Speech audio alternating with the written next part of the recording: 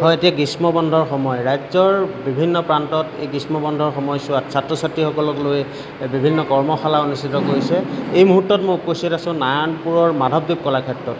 মাধৱদেৱ কলাক্ষেত্ৰতো নাৰায়ণপুৰৰ সত্ৰীয়া ৰংগালয়ৰ উদ্যোগত ইয়াতে কৰ্মশালা অনুষ্ঠিত কৰিছে। এই মুখা নিৰ্মাণৰ কৰ্মশালাত মাজুলীৰ ঐতিহাসিক শ্ৰী শ্ৰী চামগুৰি সত্ৰৰ দুগৰাকী শিল্পীয়ে ইয়াত ছাত্ৰ ছাত্ৰীসকলক আগ্ৰহী ব্যক্তিসকলক ইয়াত এই কৰ্মশালাত প্ৰশিক্ষণ প্ৰদান কৰি থকা দেখিবলৈ পোৱা গৈছে। কেমেৰা সহযোগীয়ে সামগ্ৰিক পৰিৱেশ দেখুৱাইছে। আচলতে যি মুখাশিল্প মাজুলীৰ ঐতিহাসিক চামগুৰি সত্ৰতেই বিখ্যাত, সেই মুখাশিল্প এতিয়া উত্তৰ অসমৰ এই মাধৱদেৱ কলাক্ষেত্ৰত অনুষ্ঠিত কৰ্মশালাৰ জৰিয়তে এই অঞ্চলৰ বিভিন্ন আগ্ৰহী ব্যক্তিসকলৰ লগতে ছাত্ৰ ছাত্ৰীসকলেও ইয়াত প্ৰশিক্ষণ গ্ৰহণ কৰা দেখিবলৈ পোৱা গৈছে। আমাৰ লগত সত্ৰীয়া ৰংগালয়ৰ মুখ্য ব্যক্তিগৰাকী আছে, আমি তেখেতৰ পৰাই জানিবলৈ চেষ্টা কৰিম। 11 দিনীয়া কৰ্মশালা অনুষ্ঠিত কৰিছে, এনেধৰণে ইয়াত আয়োজন কৰিছে। হয়, নমস্কাৰ। সত্ৰীয়া সংস্কৃতিৰ এতিয়া মূল অংগ এই মুখা শিল্প। এই মুখা শিল্প যদিও বৰনাৰায়ণপুৰৰ বিভিন্ন প্ৰান্তত নিজস্ব শৈলীয়ে মুখা নিৰ্মাণ কৰা হৈ আছিল, তথাপিও ঐতিহাসিক মাজুলীৰ শ্ৰী শ্ৰী চামগুৰি সত্ৰ মুখাই গোটেই বিশ্বৰ দৰবাৰতে সমাদৰ তথা মৰ্যাদা লাভ কৰিছে। আমিও সত্ৰীয়া ৰংগালয়ে আমি সেই মাজুলী চামগুৰি সত্ৰৰ যি মুখা নিৰ্মাণৰ কৌশল, সেই কৌশলসমূহ আমাৰ বৰনাৰায়ণপুৰৰ শিক্ষাৰ্থী তথা আগ্ৰহী ব্যক্তিসকলক শিকোৱাৰ উদ্দেশ্যেই আমি 11 দিনীয়া এই কৰ্মশালা আয়োজন কৰিছিলোঁ। আজি আমাৰ 10ম দিন। আমাৰ কালিলৈ এই কৰ্মশালাৰ শেষ হ'ব আৰু আমি ঐতিহাসিক চামগুৰি সত্ৰৰ দুগৰাকী বিশিষ্ট ব্যক্তিক আমি এই প্ৰশিক্ষণৰ কাৰণে নিমন্ত্ৰণ কৰি আনিছিলোঁ। এয়া শ্ৰীযুত অনন্ত কলিতা আৰু শ্ৰীযুত ভাস্কৰ জ্যোতি গোস্বামী, দুয়োগৰাকীয়ে পূৰা কামত ব্যস্ত হৈ আছে।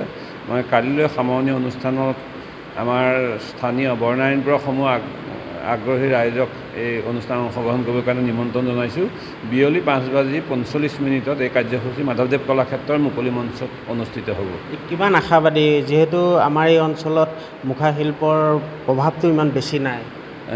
আমিতো যথেষ্ট আশাবাদী, যিহেতু আমি সত্ৰীয়া সংস্কৃতিৰ এগৰাকী কৰ্মী হিচাপে এই সত্ৰীয়া এই মুখাশিল্পৰ আমাৰ ইয়াত প্ৰচাৰ প্ৰসাৰ হওক আৰু এতিয়া দেখিছোঁ আমাৰ কেইবাজনো ছাত্ৰ ছাত্ৰীয়েও ইয়াত অংশগ্ৰহণ কৰিছে। এইটো খুব ভাল লক্ষণ আৰু এই মুখাশিল্পৰ লগত জড়িত কেইবাগৰাকী বিশিষ্ট ব্যক্তিও আহি ইয়াত অংশগ্ৰহণ কৰিছে।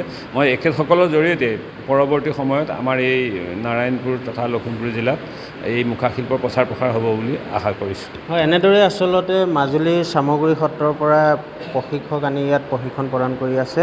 ইতিমধ্যে যথেষ্ট আশাবাদী বুলি তেখেতসকলে ক'ব বিচাৰিছে, যিহেতু লখিমপুৰ তথা ধেমাজি জিলাত ইয়াৰ প্ৰভাৱ অতি বেছি নহয়, চালুকীয়া অৱস্থাতে ইয়াৰ প্ৰভাৱ আছে।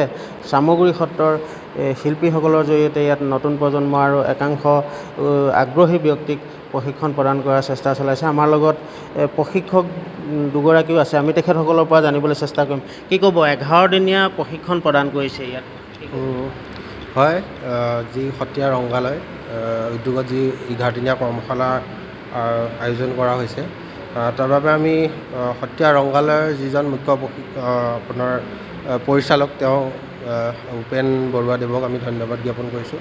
কাৰণ নাৰায়ণপুৰত এয়া হয়তো মুখাৰ প্ৰথম কৰ্মশালা।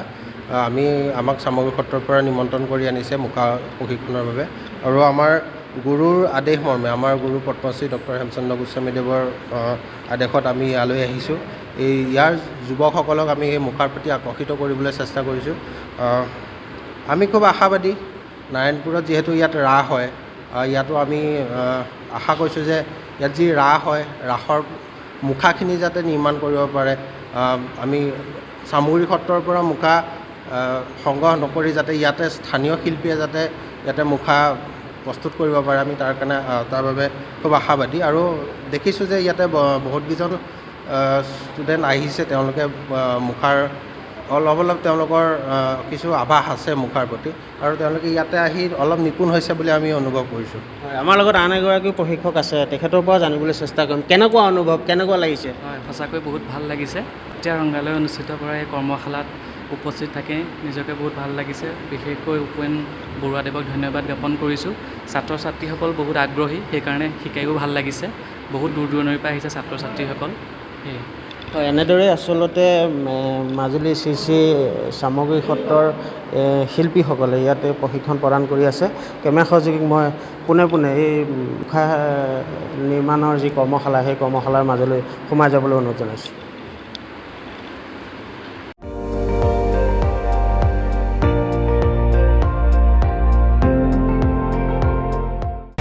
আপুনি চাই আছে ND24, সৰ্বশ্ৰেষ্ঠ নহয় সৰ্বোত্তমৰ দৌৰ।